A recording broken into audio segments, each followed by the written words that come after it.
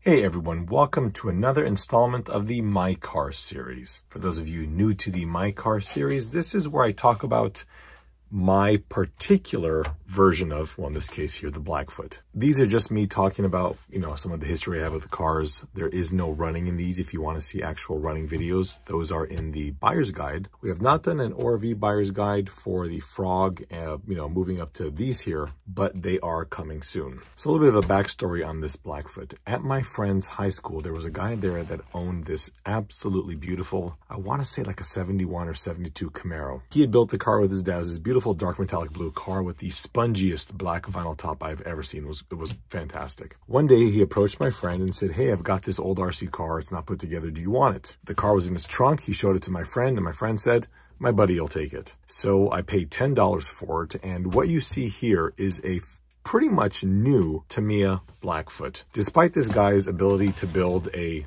one-to-one scale car, full-size car, he had no clue what was going on with an RC car. When I got this thing, nothing was put together correctly, and it was new. I mean, the body was never painted. It was all black. The chassis was filthy, but I mean, there's not a scratch on it. I know you're seeing scratches here. That's because a very good friend of mine needed a brand new part, and I don't like having shelf queens. So I said, you know what? I've got a mint skid plate. It's all yours. And then I put this nice scratched up one on there because that's how an RC car's underbelly should look. Needless to say, I had this car since about 1996, 1997, and I put it in a box. I really had no use for it, but it was really clean. Prior to the Blackfoot's re-release, I tried to sell this, and weirdly, the highest bid I got on the eBay auction was $60. Remember, this was new. Nothing on this car had been scratched. It had never been run. It had never been properly assembled. I did get it running and put it together, but that was it. It was still a new car. Well, I said, forget it. If nobody wants it, I'm keeping it. I painted the car yellow because a friend of mine had a yellow Blackfoot, and I thought it was absolutely beautiful matching the wheels. This yellow is a tiny bit darker than these, but oh well, close enough. This is a reproduction decal sheet, and it's, well, I don't want to say it's bad, but it's not great. It looks really good in the pictures, but if you zoom up real close here, you can see that it's a little tiny bit fuzzy. Where it's more noticeable are the spotlights. Now, these are not faded. This is just kind of how they came. For the time, they were great. They have been clear coated, so they really haven't degraded over the years. I did make some modifications to this vehicle. I had a whole bunch of old period parts. This was a brand new Monster Beetle skid plate. This was a brand new vintage part that I bought many years ago. It has an ORV sway bar that you can see right there. It hooks on right to the trailing arm, wraps around the back of the trans, and then to the other trailing arm. Has this old school heatsink. There is a resistor here for mechanical speed control, but no, this is not mechanical speed control operated. We don't do those at Ampro. This does have re-release oil-filled shocks because we do those at Ampro. It does not have the zero-toe bump steer knuckles, which I really have to put on because, the Blackfoot does have the worst bump steer in the world. We do have the Ampro interior in this one here. This is a really basic one that I'd whipped up real fast and threw in here. Let's pull this body off.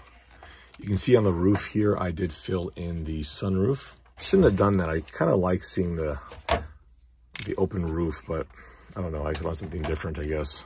So taking the body shell off. Oh yeah, this was always really irritating. The Blackfoot has the antenna that is attached to the body because usually the body doesn't come off that often.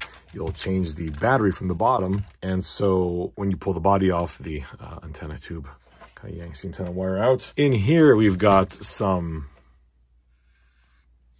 That's dirt, by the way. This is a really neat speed control. Old Aristocraft. This one here is an SP2040R. It is reversible. I would say it predates the Blackfoot There was an old Aristocrat car, I believe it was called the Kangaroo, that had this mounted to the back of the car, sticking out through the body for perhaps cooling purposes. I don't know, but it was a really bad idea. This does work. It's fully operational. It's not particularly good. You know, it's very old. I don't know how many hertz this thing is here, but it's quite low. It does have the Ampro motor mount because every single motor mount on every single ORV I have has broken. So that's a nice new nylon part. Here's a better view of the sway bar. Does it work? Well, no, it does not. Ooh, one more interesting thing. This has got the MIP Super Ball differential for the ORV cars. Now, the cool thing about this Super Ball differential is that it is the first one ever produced. This is actually a prototype of the completed ball differential. MIP used this exact truck here to develop this unit. So what we're looking at here is the first one ever. The mechanical speed control is hanging out underneath this load-bearing cover here. I always thought these were really weird on the ORV cars. Even though this thing is in really, really good mechanical shape and looks like I never drive it, that's not really true. I drive this thing quite a lot. There's plenty of videos of this thing jumping on our Instagram page. But, you know, it is brand new, so I don't want to really get it dirty. Just because I don't like shelf queens doesn't mean I don't like a nice, clean example of an original Blackfoot. Let's look at the radio real fast on this car. This is an old Aristocrat 75 band radio that is running this receiver here. It's an HP 2RN75D, and it works pretty well. It doesn't get the greatest range, but it does work all right. I've had that since the 90s. These servos are the ones that came with it. Not that you can see it too well, but it is an Aristocrat High-Tech HS402. They work great. Well, one of them does anyway. The other one is actually broken. So it is this one here. And that is simply the decorative one for the mechanical speed control. Got a little Ampro antenna mount that I'll usually use in these cars, but because I installed the Ampro interior, the antenna can no longer pass through the window, so it just routes the wire through the original mounting point. As with all of the ORV cars that I own, this is full ball raced. And soon enough, you will see a buyer's guide video on this, as well as the remaining fleet of ORV cars. That, my friends, is my very original Tamiya Blackfoot. I hope you like this installment, and please stay tuned for a very special episode 300 from Ampro Engineering. Thank you all so much for watching, and we'll see you next time.